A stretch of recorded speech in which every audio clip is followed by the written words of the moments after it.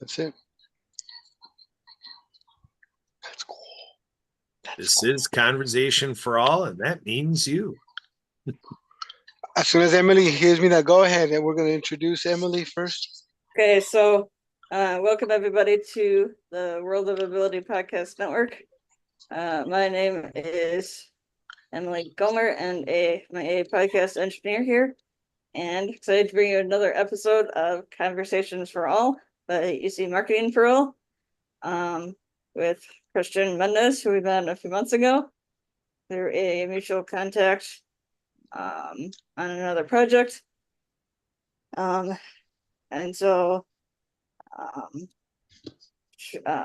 we saw his kind of his passion and stuff for marketing and so on. So that's a little bit of how we got connected with this podcast and the whole Podcasting for All network.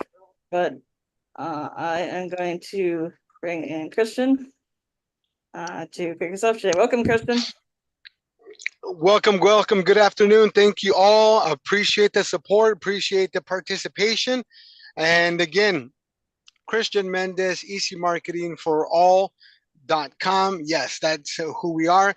But we're excited to announce our continuing only third episode, successful podcast network, Net Worth Conversation for All. Again, remember, this is inspiring stories, expert advice, and valuable insights. We're going to be focusing in today on the scams that are going on and some of the scams that are affecting our communities. That's the veteran community, our underserved communities. I mean, all of our communities are being affected in one way or another. So make sure that you guys do share this out to your guys' network. Again, what Emily's going to do is those links that we drop in the beginning of the conversation, she's going to copy those and then repaste them back in so then we can go ahead and get them reshared into each of our networks. A little bit of networking along with conversations. And all of it is going back to raising awareness. Again, that's the thing that we're wanting to do is change.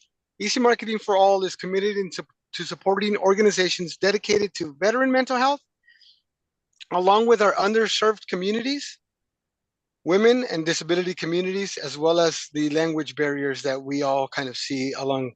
As the master connector, Alan Holmes is here, and we'll get to introduce everybody else.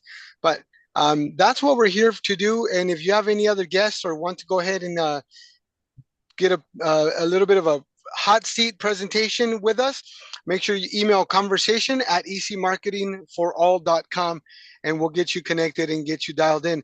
Any volunteer opportunities, because we're still looking for VA and we're still looking for assistants and ambassadors.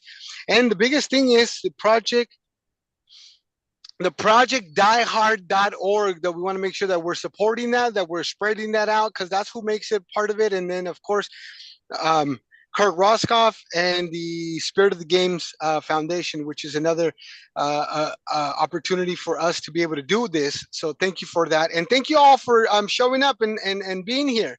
We're going to go right into it. We're going to introduce Lori and introduce yourself, Lori. Whoop, whoop.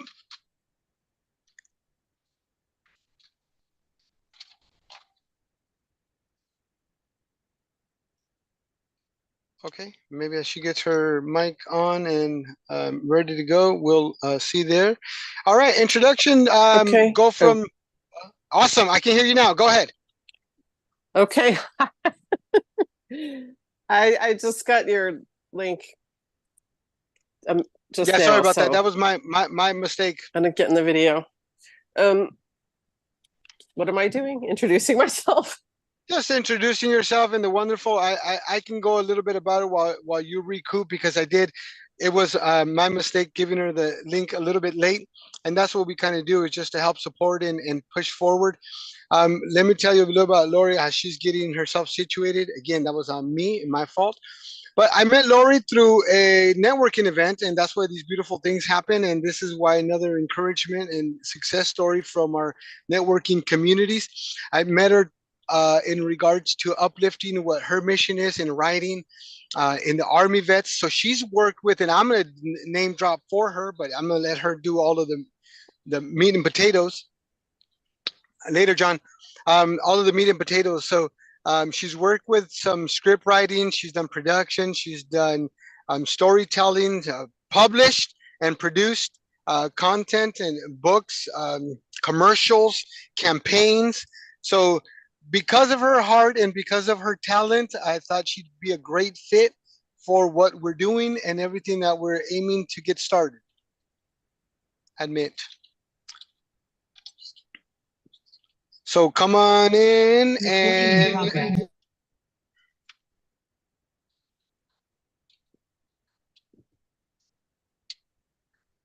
there she is.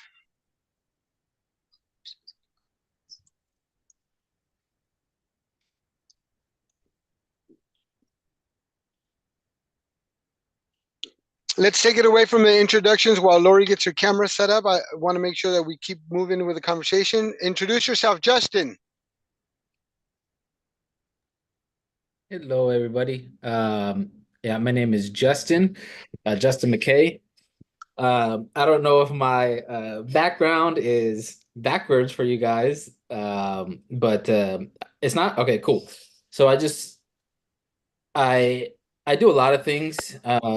Really, everything I do is to be helpful.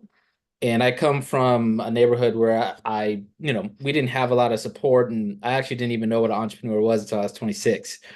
So that kind of steered me in this direction that I'm in now. And basically, I just try to be as helpful as I can to anybody that I come across. Business solutions is kind of what my tagline is. But I help anybody. I have a lot of things I could do. At the moment, I just partnered with a company called Heartland, because I learned about payment processing and how icky that is for a lot of people. It's the bane of every business person's existence, the payment processing.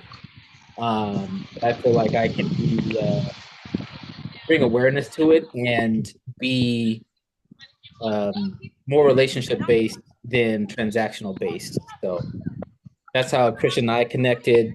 And yeah, that's me. Hey, thank you, Justin. Thank you. And because of the size of the guest today, if we can keep it to 60 seconds. Twyla, introduce yourself and welcome. Thank you for coming in and joining us. Hi, how are you? My name is, I was invited by Alan. My name is Twyla Grigsby. I am from Dayton, Ohio, and I am on a mission to help the masses, to help families live a happy, healthy life. I realized that on my journey with the degrees that I have and with teaching my kiddos in Compton and Watts and Orange County, that the biggest and greatest crises we have here in the United States is financial literacy. We don't know how money works, and we don't know where to put our money. We don't know where to save our money. And I realized that the banks were the gangsters. So there has to be another place to save our money and create more money. And usually to live a happy, healthy life, happiness means different things to different people. So just to be able to sit down and not have to worry about how much the groceries cost, to go and have a hamburger and to get gas, that's, to me, being happy. I don't have to worry about that. A worry, stress-free life. So learning how money works, that's what I do. Yeah. Whoop, whoop.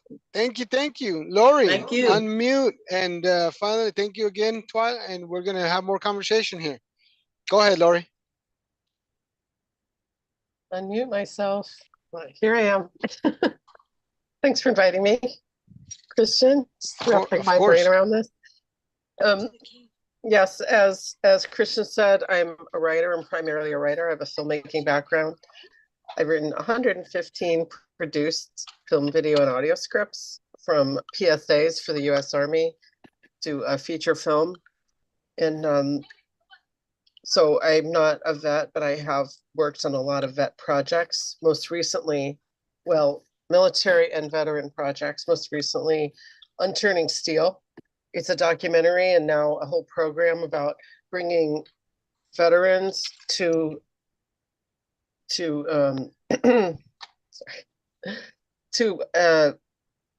what's it called? Manufacturing. It's like both manufacturing and vets are in trouble, and the idea is to bring them together to see if Made in America veterans and heroes can help save Made in America manufacturing. So it's a project I was brought in to help develop and write as a screenplay, as a documentary. And the guy who it's about is he's a vet. His brother, sadly, is also a vet hero, killed himself. And so he got really motivated that, is there something we can do to help curb this trend, as Christian was talking about at the beginning? So that's something that I know a little about, and it's very sad. And, more can be done. A lot can be done. I guess what I have to contribute is to empower and encourage people's creativity. I believe, who's talking? I believe creativity is one of the greatest human powers, and it is empowering to access that energy in a positive way. And it's a way to channel all kinds of emotions, positive and negative, in a productive way. So I do, aside from working for corporate type of clients and government clients, I work directly with small businesses and authors and aspiring writers on their projects to help bring them to reality. Is that more than enough, Kristen? Absolutely. Thank you. Thank you. Hey, that's a short list of skills and talents, but we'll take it. It's that heart that keeps shining and what connects us. I think we all have a heart for people in the community, and that's exactly what we're here to do, right? We want to make sure that we change. We have it in our hearts. We have it in our smiles. We have it in our essence. So now getting like-minded people to actually help support that, it's like finding your tribe, right? We find like-minded people and finding your tribe. And at least for me, as Twyla was saying earlier, when you're comfortable and don't have that worry, that have that stress, some of us, I understand, are learning or have learned how to finance or how to money works. Some people know how to be healthy, how to stay healthy. Some people know how to write. Some people know the art of writing and what creativity comes in. See, I know neither how to write, how to manage my money, and so I also am hard of, actionable stuff. So what I aim to do is I'm great at marketing and advertising and everything else. So instead of trying to do everything and educate myself and diving into those things, what I actually did is equip myself with the Master Connector, with Emily Goldmer, with Kurt Roscoff, with now Justin McKay, and definitely Lori Lamson, because we know that those hearts are good, and we know that that mission and vision are lined up. So then we know that we can do some bigger things. Now, we're not unturning steel or turning steel the way that whatever the autobiography or the film is. However, I do aim to change veterans and job placement and things like that. And that's what we're really wanting to do, is have these conversations and to say, what are we actually doing today for a veteran? Let's take it a step further. What are we doing today for what we've set out, the intention that we've set out and what we've set ourselves out to do? What are we doing, actionable pieces that we can actually, again, act on, something that we can act on and do. Marketing, a lot of people don't understand, marketing is all sorts of ideas, creatives, processes, anything that it takes for someone to bring a product or service to the market. So there's so many ways of marketing, right? So I'm going to go ahead and stop there. We're going to finish up our introductions and go next introduction with Jason. Unmute and come on in. All right, Christian, thank you so much for having me today. I actually met Brother Alan Holmes yesterday. He invited me here today. Thank you so much, Alan. I'm originally from Atlanta, Georgia. I've been living here in Colombia, South America for the past 20 years. I'm really, really passionate about mental health, and I have a community called Circle of Friends Club, and we are a compassionate support for people suffering from depression, PTSD, anxiety, and suicidal ideation. Every month we have an event called Freedom Fight Expo, and for Suicide Prevention Month in September, we have an event called Set Free from PTSD. So we have representation from the Army, Navy, Air Force. We have mental health professionals that are going to speak. We have a 3-day event. So on Friday, September the 20th, we have 5 speakers that are featured. We have another 5 on September the 21st. And on the 22nd, we have a prayer service. So we're looking for support from veterans. We're looking for support for nonprofit organizations, and anybody who knows any nonprofit organizations that you may know that want to be involved with our event, please let me know. That's it for now. All right. Well, hey, thank you so much. Thank you for, dude, that was just weighing heavy on all the things that you guys are doing and combating. But you know what? That's the reality. That is the reality. We are combating a lot of things. And, you know, when you're doing good work, there's always going to be opposition. So just as the other side's got that opposition, they're building. Look at this, dude. We're building too. We're building on this side. Thank you again. I love the support, and you got ecmarketingforall.com on there. Make sure you sign us up as volunteers and what we can do. Now, one thing I will tell you, and most of the times I actually don't go back to and talk about my services. However, I will mention this is I'd like to do things, and I like to do things very well. So please equip me and give me the information, and we'll do a Google Sheet and start organizing some things, but start getting plugged in and start getting that plugged up. And if it's not already in the chats, please do make sure that you do add those events. Make sure anybody else have a good thing where we can add events. Google. You're not using Google events for Google. If you're not using Google for your events, then you're hiding it from the world. We'll go into that at another time, but right now, introduce yourself and come on in, my brother from another mother. Yes, my EC marketing brother. Miss Emily, you put together always, you and Kurt over there put together a show. Justin, nice seeing you again. Jason and Twyla, welcome to the family. This is your master connector. I'm honored. You know what? Very few times do I get quiet, but I'm just going back and reflect and just live in humbleness. I'm so honored to be a part of. I've watched Christian grow over the past couple weeks. It is just an amazing out here in this Southern California 95-degree weather. Just having fun here, collaborating, connecting, networking. It is an honor and privilege, and thank you for each one of you doing something for the veterans. Lori, I almost became a film maker in my other life. Yes, before I leave this world, I want to be a cartoon character, but that's another story. Mr. Kurt, you know what I'm talking about. Back to you, Mr. Wonderful Christian. Thank you for having such fine panel of this lovely, lovely conversation for all. Back to you. I appreciate it. Appreciate it. That's right. My brother from another mother. We're going to have my sister from another mister, Emily Gomer. She's the one that pushes all the buttons and makes all of this happen. So hey everybody. Yeah, I'm a virtual assistant, podcast assistant here in Wisconsin. So I'd love to have you on this show along with the other shows that we have in both networks. And if you're also looking for help starting your own show or looking for virtual assistant help and so on, please let me know. Also working with a number of different other projects and nonprofits. And if anyone's looking for have a virtual booth, like to find out more, let me know about that too. So back to you, Christian. All right. Well, thank you so much. And last but not least, Kurt, come on in, introduce yourself. All right, folks, I'm talking to you from as close as you can get to heaven without being in heaven. It's called Milwaukee, Wisconsin. And I am also an ambassador with Project Die Hard, also taking a concerted effort to respond to veteran suicide by spreading hope to veterans. And we have a forward operating base, Rush, in Makanda, Illinois. And from out of there, we have an educational area within the facility, and we are also conducting virtual events because this is a global pandemic, folks.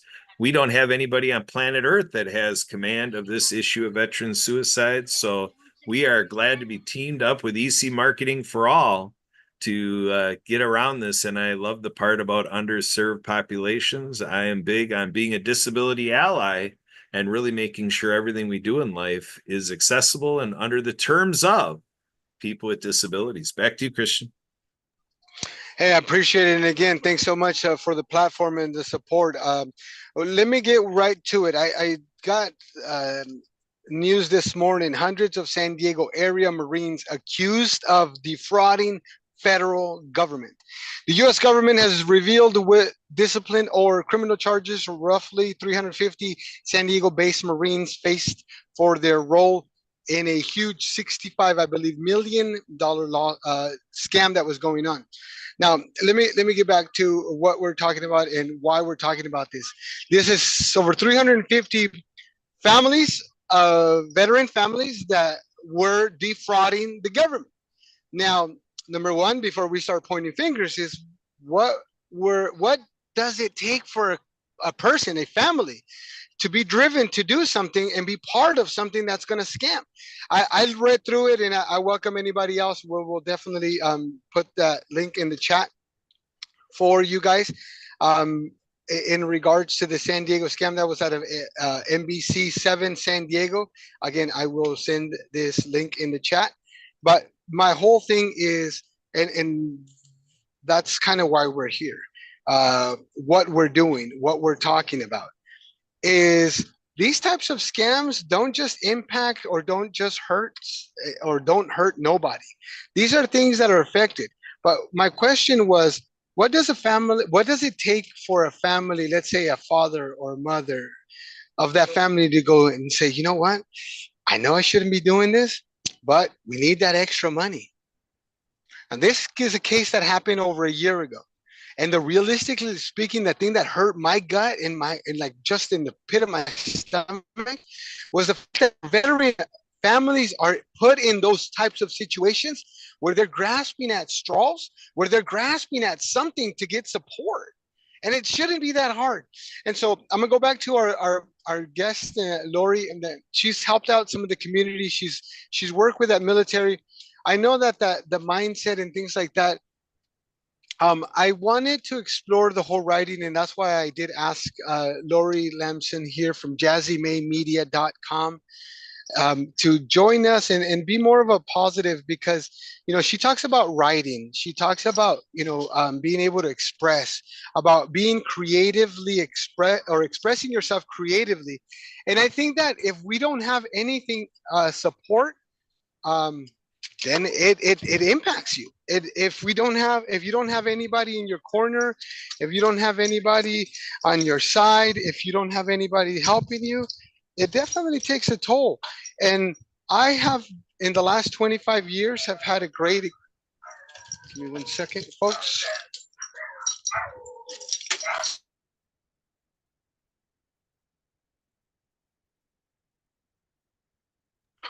I've made most of my money online in helping businesses and helping business owners and guiding them. But my biggest growth and my biggest thing that, and Alan has mentioned, he's seen me grow in the last couple of weeks, is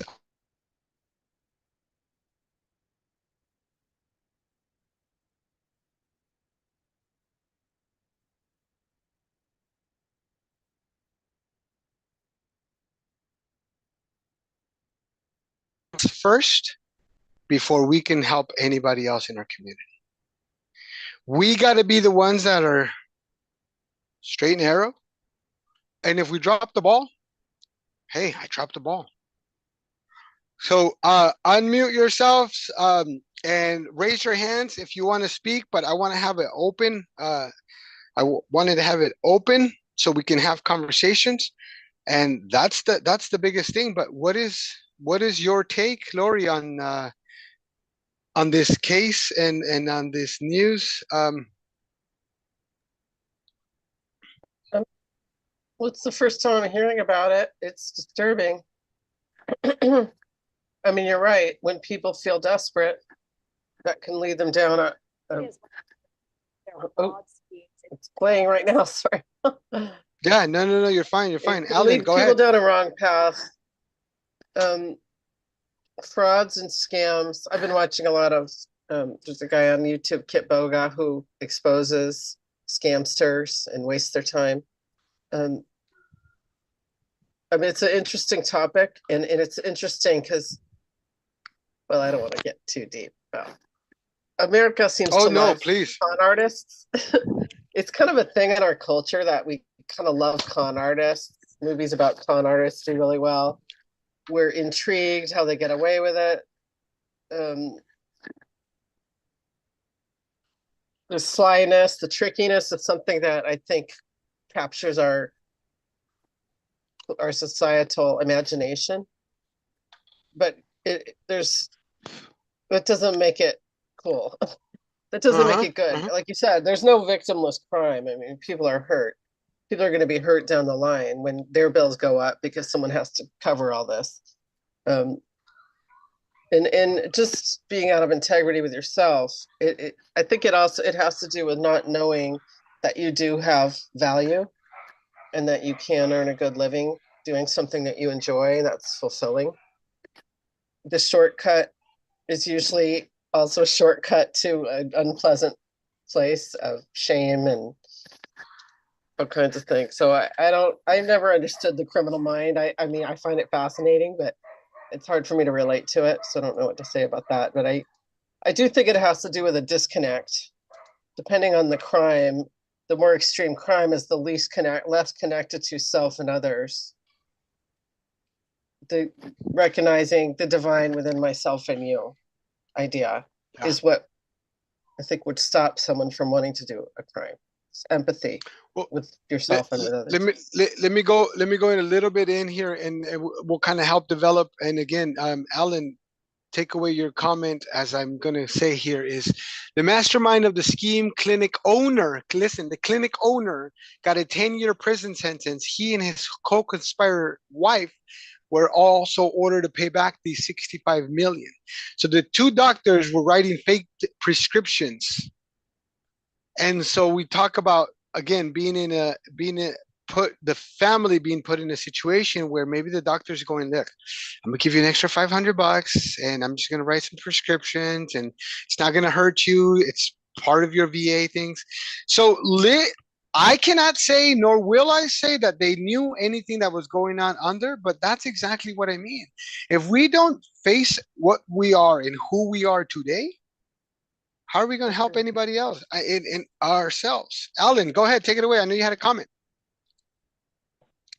Well, yeah, you know, this is one of those, anybody who knows me, I say, okay, when it gets right here, if you can see me, then we talk about it. Now, obviously, there are things that I go by, they say issues, problems, catastrophes, and damage control. Once you get the damage control, it's too late.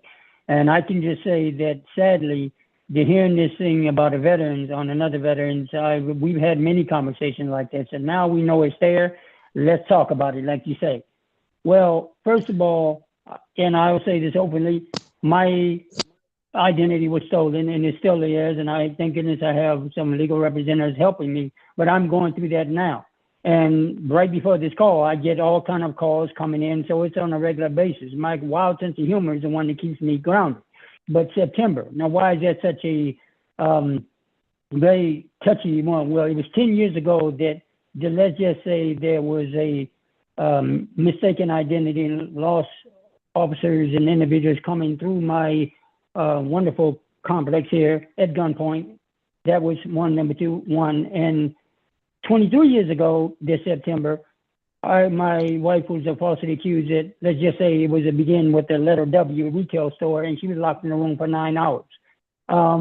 That really sent me in a very negative thing, and it took me a long time. I'm still dealing with it, but I bring all that up is because that was a massive, massive scam. But rather than find out who did it and what and how, we were the scapegoats. So what the question would be, what leads someone forward? It starts with what we're talking about, that the mindset, the mental health mindset. There's actually a psychological term that I learned about in the past 17 years. It's called transference. You hang around someone long enough, you start thinking, acting, doing like, unless you go ahead and this comes a big unk from Compton coming out.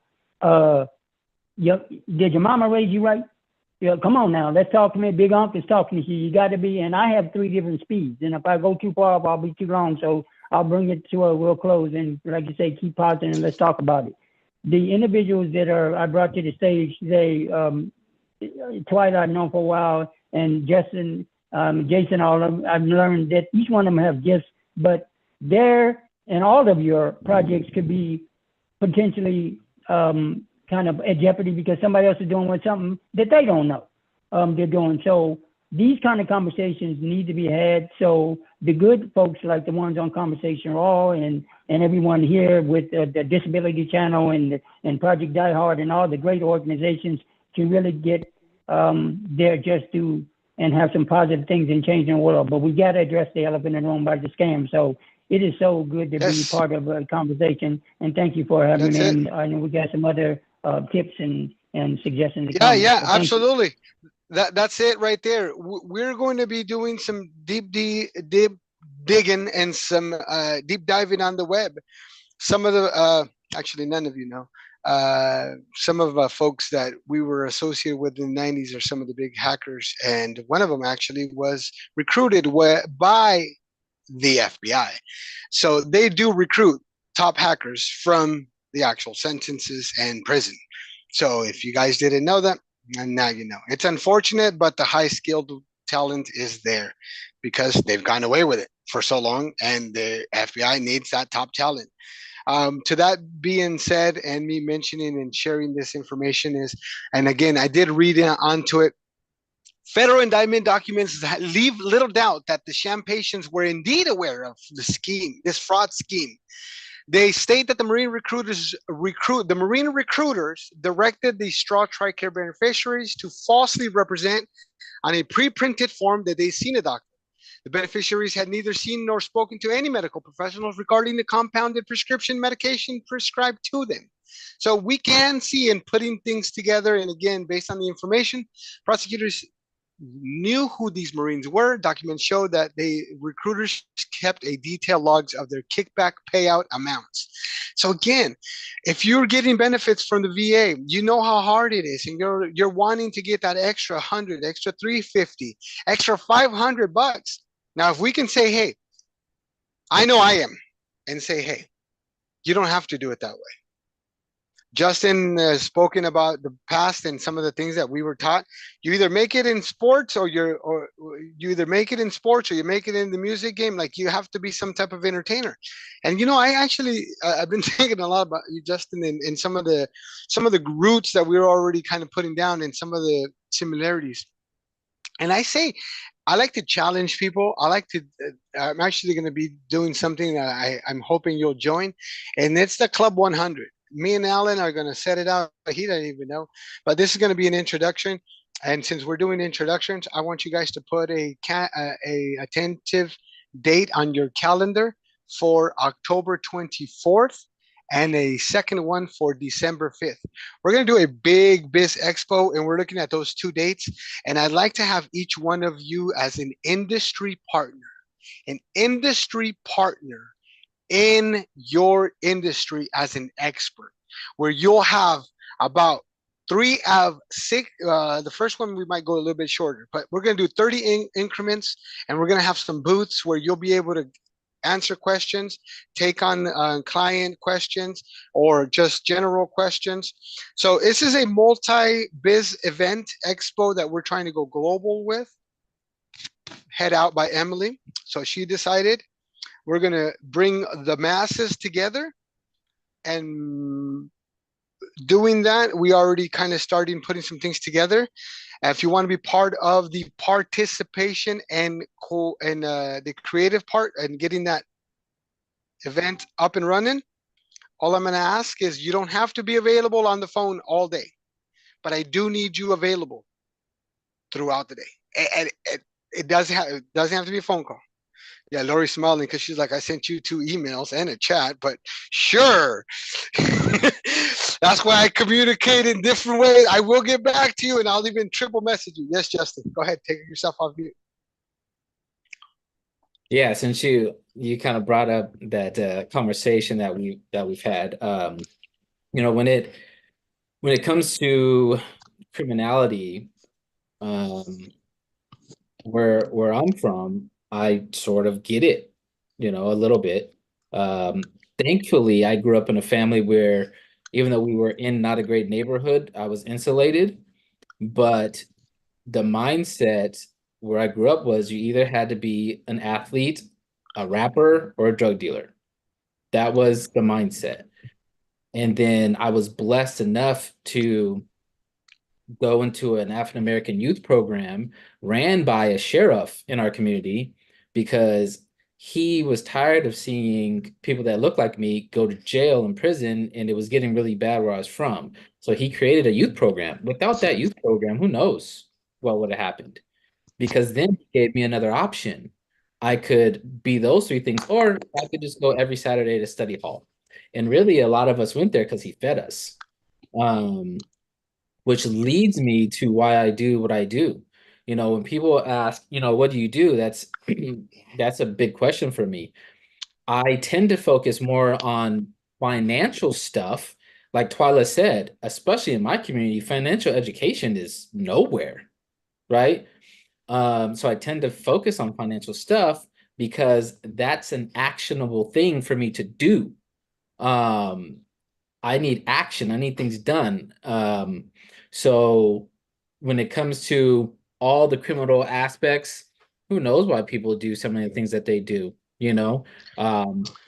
Let's talk about that. Let's talk about that real quickly, because we're talking about scams. We're talking about helping people. And I think that slowing down and bringing in a creative writer that helps you with prompts, that helps you kind of connect to that, to that story, and then we'll open it up. But Lori, how do you find, as Justin was just saying, how do we line ourselves up in our let's say moral compass, that say, you know, that is who I am, and so then I want to write about it, or that isn't who I am, and so I want to change that. How do you see yourself exploring that, or how do you suggest us to some actionable steps? Because before we can change something, we got to know it, right? We got to admit it. There's a problem. Yeah, and we can rewrite our story. But I mean, that's an interesting question, because I mean, I totally get it that there's desperation. I mean, it's fear and desperation is that makes us do things that part of us knows Emotions. better. Yeah, yeah. And it creates emotions. It creates inner conflict. Everyone has inner conflict of some kind, and writing is a great way through. I had a creative writing teacher who said, every time you sit down to write, your consciousness is changed because something comes from your unconscious. So I do encourage people, writers or not, whether they call themselves writers. My view is anyone who can think can write. May not enjoy it as much, but so even just what there's a thing called morning pages, just writing a couple pages every morning, regardless. Well, 3 pages according to Artist Way. What that does is get you in touch with what's going on inside of you and your own voice. And it may be boring. It may be, I don't know, I'm complaining, I'm whatever mood. But over time, if you look at it, you start to see themes emerge, such as what you're unhappy about or scared about or excited about, embarrassed about. The difference between embarrassment, guilt, and shame. That we can talk about that in another. Yeah, definitely. Is deeply rooted, and shame can lead us to do worse and worse decisions. Twyla, come on in. Creative writing is a way to address that. Yeah, come on in. I see your hand up. This is a deep conversation. What Justin was saying, you know, I probably grew up in the same neighborhood. The neighborhood has changed, but I believe that poverty leads to crime. And everything starts from home. So it's just like Alan said, did your mama raise you right? And sometimes when we grow up, our parents, they do the best they can for the most part, but it's some things they don't know. And even when we go to school from K through 12, there's certain things that they are not teaching us, that they have never taught us. And the main thing they have never taught us is how to save our money and where to save our money. Now, the 1%ers know that, but 99% of the country does not know that. But now what has happened is like the self-esteem has with our children, because like I said, I taught in Compton, Watson, Orange County, and a lot of kids don't believe in themselves. So what would happen if a kiddo was taught that they could be an entrepreneur and they didn't have to go work for somebody till they're 65 years old. They just need to know when they get 18, they can do their own thing, and they don't have to wait to 65 to retire. They don't have to work for the man. And Lori, what she said about writing, it's like my daughter talks about that. She's a great writer. I'm a math person. I hate writing, and I need to write a book. But just writing things out, getting it out of your mind, it's like dumping it on paper just to get it out. It's like, I think it's like therapeutic. It helps you to see who you are. Yeah. It's just so much. And those guys who scammed those Marines, and so what has happened, the ones who know how money works, they take advantage of the ones who don't know how money works because they're desperate and they need money. And so that's what they did there. So it's just, so it's like, I look at myself and say, so how can I help? Because, you know, it's certain things that we're gifted that we can really help people in what they do. And I see the main problem is how money works. Just like my grandson is, he's 11 now. A couple of years ago, he saw his father get killed.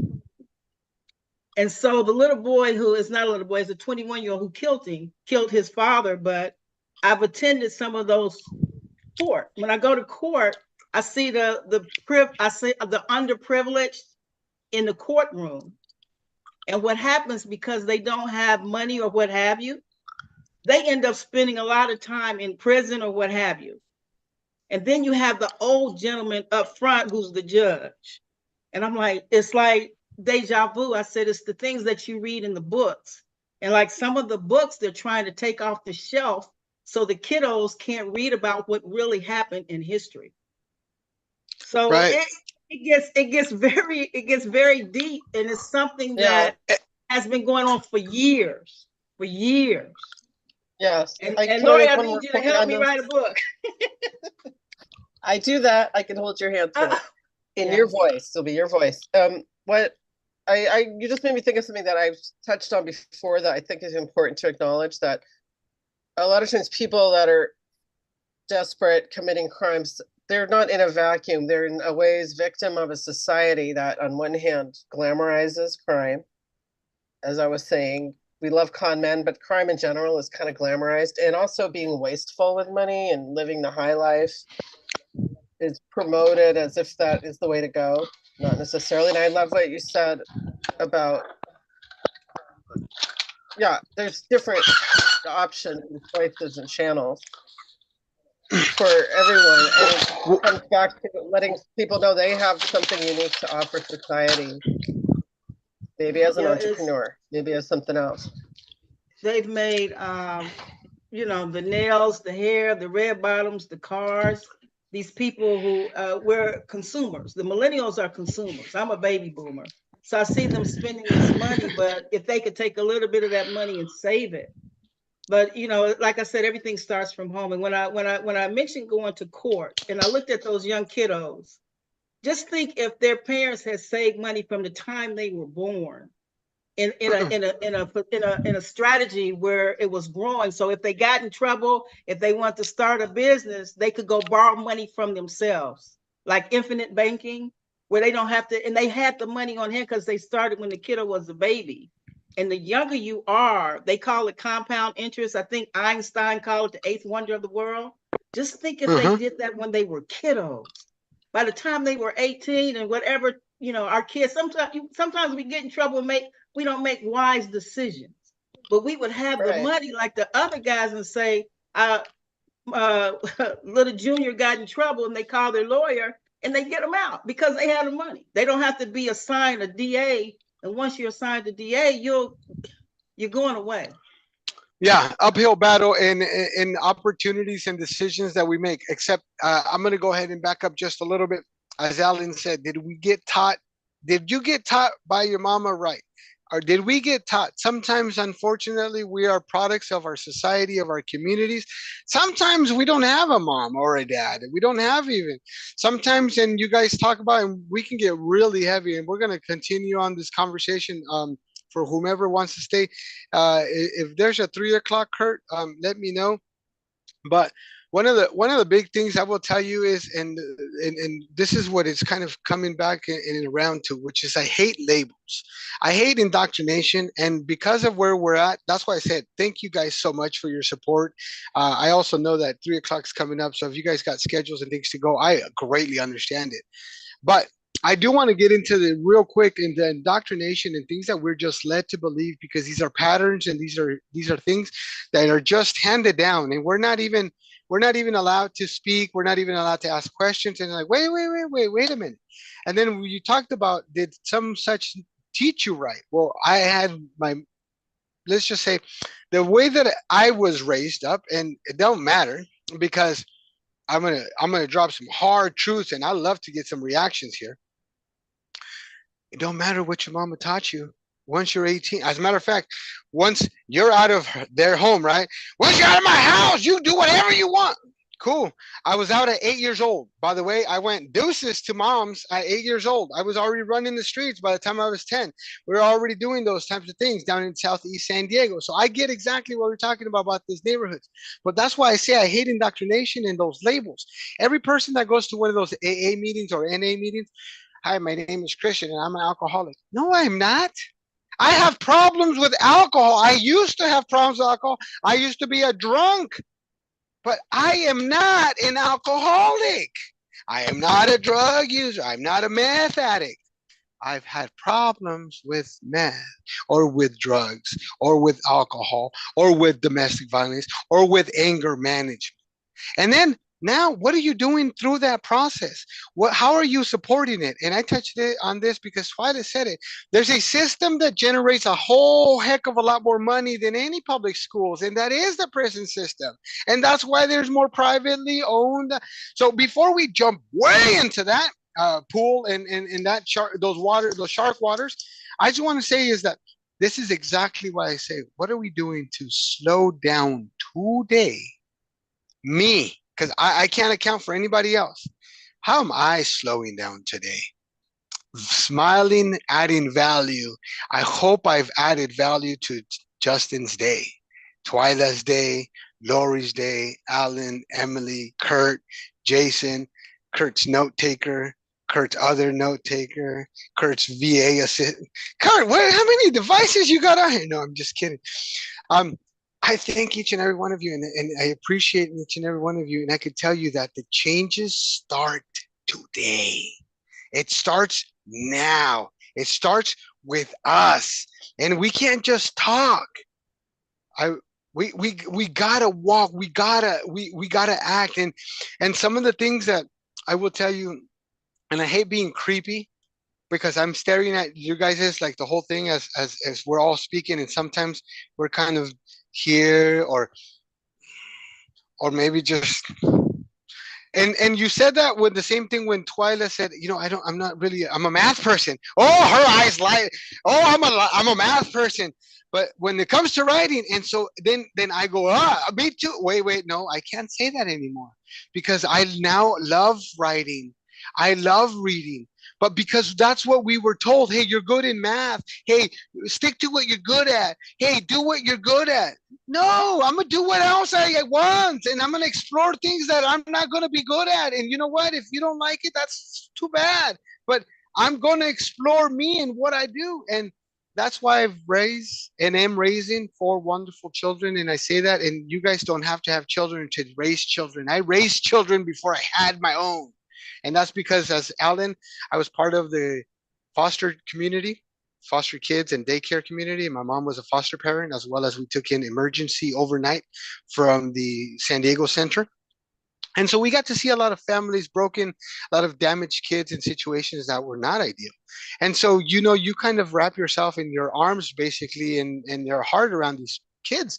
And then 2-3 months later, these wonderful human beings, a little bit repaired, a little bit better, and smiling and fed and things like that. Now they go back to these damaging adults and and so that's why I say it's not, I had to place my blame on Christian and Christian alone, because once I was 18 and I'm an adult, I make my own decisions, and no matter who I'm at, where I'm living, or what I'm doing, I am an adult that makes my own decisions. So I got to stop making those excuses about my parents, about my father, about my brother, about whatever it is. And now I am in no way, shape, or form dismissing anybody's challenges, situations, or conditions. There's been abuse and drugs, alcohol. I mean, there's so many things that play into that, right? But once you're 18, once you're an adult, and we take that adult card, and that's what I do want to start a program with Justin, because there's already programs for those high overachievers. Well, you know what? There's not a lot of programs for those knuckleheads that sit in detention. And I was one of those knuckleheads that sat in detention. But if, as a knucklehead, if somebody else goes, hey, you know how, since you're a knucklehead, you don't listen to anybody. You don't listen to substitute teachers. You don't listen to them. You're not even in the classroom when they're around. Yeah, Twyla's like, I know what you mean. That's what I do. That's how I am. That's how most kids that are rebellious. But then there's that disconnect, because then we're like, okay, and then what? Well, that same attitude is going to take you far. That same attitude is going to make you somebody. That same attitude of you not listening to the world, and you can't do it, and you can't this, and you can't that. Those naysayers, you just keep on, get your support system, get yourself in your books, get your blinders on, and dig in. Find support outside, find support elsewhere, join some club, join some, work for free. Oh my God, wait, I'm not on YouTube and I'm not recording this. I can't work. I'm out of here. What's $25 an hour? No, unless I have my phone, my iPod, my tripod, my extra case. I don't want a job. Wait, what? Do your job. Do great at it. And if you can work for free, this is what I was saying, is people will have an assistant. I go to a movie called, I think it's like Devil Wears Prada.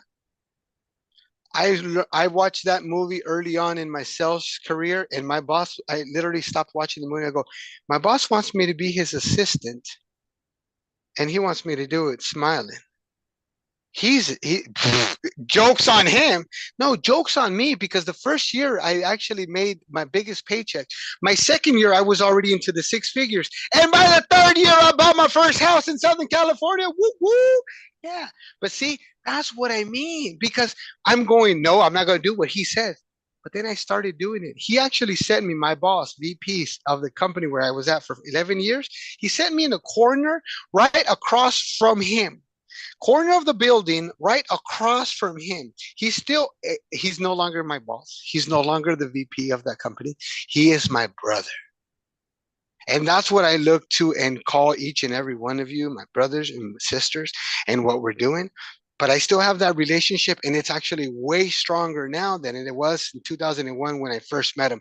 But he had to cold shoulder me and bring me into his inner circle and to guide me with some forming as he broke me down, but not in a negative way. And even then, I was taught that I can take the good from a bad situation, because I had been doing that all of my life. And I turned it into a positive. My neighbor, when I ran away from home, he took me in and he taught me. He was a veteran, and he taught me no video games in the week, only on Fridays and Saturdays after your chores, and Sundays a little bit after church.